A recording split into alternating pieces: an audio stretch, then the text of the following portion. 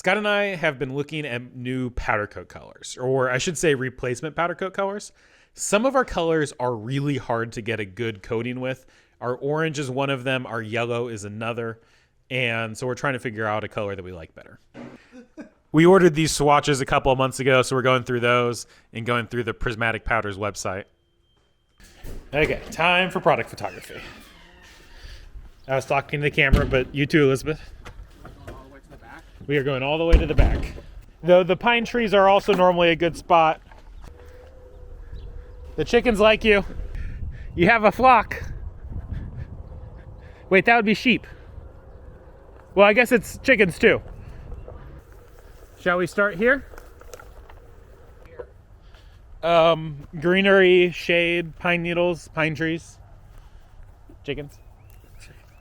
So I'm thinking we start with a thumbnail shot. Like we need a hero image. Okay.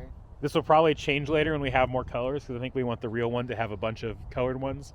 But at least for submitting to Kickstarter, we need a hero image. Let's use the orange core and the metal scales, the titanium scales, because the powder coating on the scales isn't fantastic in orange. It is very nice out though. Yes, much nicer than last week when it was raining And snowing. and snowing. Snowing. I've already blocked that out. I immediately lost a screw, so AJ is going to go get more screws. This is what I lost the screw in. It is gone forever. So we got those pictures that will hopefully be our hero shots, like the thumbnail pictures. Now we are going to go to the Moss Rock for some like texture powder coating finish pictures. Behold the Moss Rock. Don't mess up the moss or my wife and kids will be very angry with you. Oh, I didn't realize it was that famous. It's the legendary Moss Rock. There's a really good Moss Rock at the park if we need to go to the park. All right, so the goal here is to show color, texture, finish. What colors are complementary with green? Red. Red? We don't have any red carabiners. I guess the orange is pretty close. I can bring out a reflective panel if we need it too. That'll dampen some of the shadows. We realize some of our shadows are a little bit harsh, and the way to do that is to fill them back in with some reflected light. So I'm gonna go get a white panel which will reflect the sun and kind of gently cast some light onto the subject so that there aren't those harsh shadows. And this is when we can argue the one wheel was a good investment because it's all the way back there. All right, so watch this. You see the back of that rock and how that's in shadow? We take this cardboard and now we have a lot more light on the rock. So it fills in some of the shadows. Does that do anything? Oh yeah. Yeah. I can get it a little bit closer, and the plastic might be a little bit better than the styrofoam. You're half in the shadow. Is that what you want? Yeah, for now. Okay. All right, so how'd it go? That went pretty well.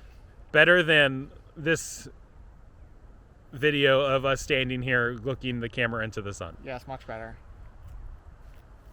So out of all those images, we got 13 pretty good ones. And that is enough to get our campaign submitted to Kickstarter for approval. How do you feel about the pictures we got so far? Oh, I think they went pretty well. They look nice. We need more, especially for social media. Oh, sorry. We need more, especially for social media. But we don't need to have a perfect campaign to get it approved by Kickstarter. We can make changes up through and past the approval. So we can make changes while it's under approval, and after they have approved it, we can then finish it up. So we just need something that is good enough that honestly shows our product and kind of gives an idea of our campaign, and then we can fill in all the little gaps next week after they've approved it. The important thing is to get it approved now, and that'll let people start signing up for launch notifications. And traditionally, 25, 30, 40% of our sales comes from the people who have signed up for those launch notifications. But you can't do that until you're approved. Sure. Are we ready? Are we ready? We're ready. Wait, let me zoom in. All right, press the button, Scott.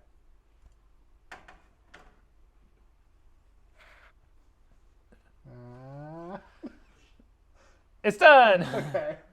That is always somewhat of an anticlimactic moment. Good morning, everybody. Today is now Tuesday, Scott is working from home today, so I'm alone in the shop. Most everything Scott has to do is on the computer, and it didn't make sense for him to spend an hour driving when he could be spending that time working.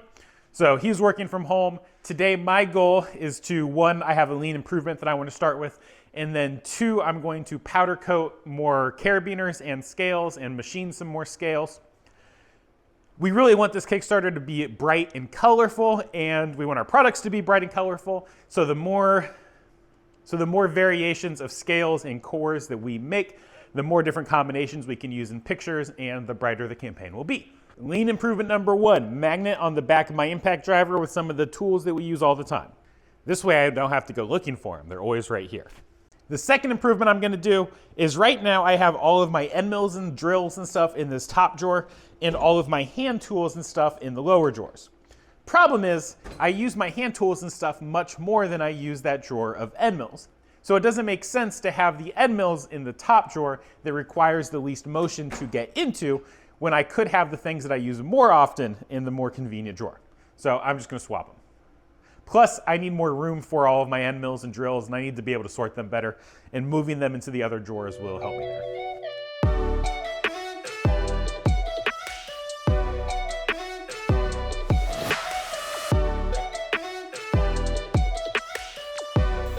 That little lean improvement really didn't take long, and it's way better than it was. 20 minutes of work, and now I am bending over 100 times less per day. Ultimately, that'll quickly pay off for the 20 minutes of work, just because I'll be less tired and worn out from everything that I'm doing. I have also been working on powder coating. I just finished up this green one, which I can't get off the hook. I just finished up this green one, which has some kind of strange cosmetic issues, I think caused by not gassing out the part, but it's just for product photography, and we'll just not show the part with the cosmetic issues. Obviously, we'll fix that in production. It won't be a big deal, but this is good enough for product photography. You see that little discoloration there, that browning? That's caused by not gassing out the part. What happens is you get a buildup of oils or water or something on the part, and then when you cook it, when you put it in the oven, that stuff burns off and bubbles out during the curing process, which causes those weird marks. So that's what happened to this one. I'm gonna wrap up this video here. Thank you for watching. If you wanna buy something we make, you can do so at designtheeverything.com, and I'll see you next time.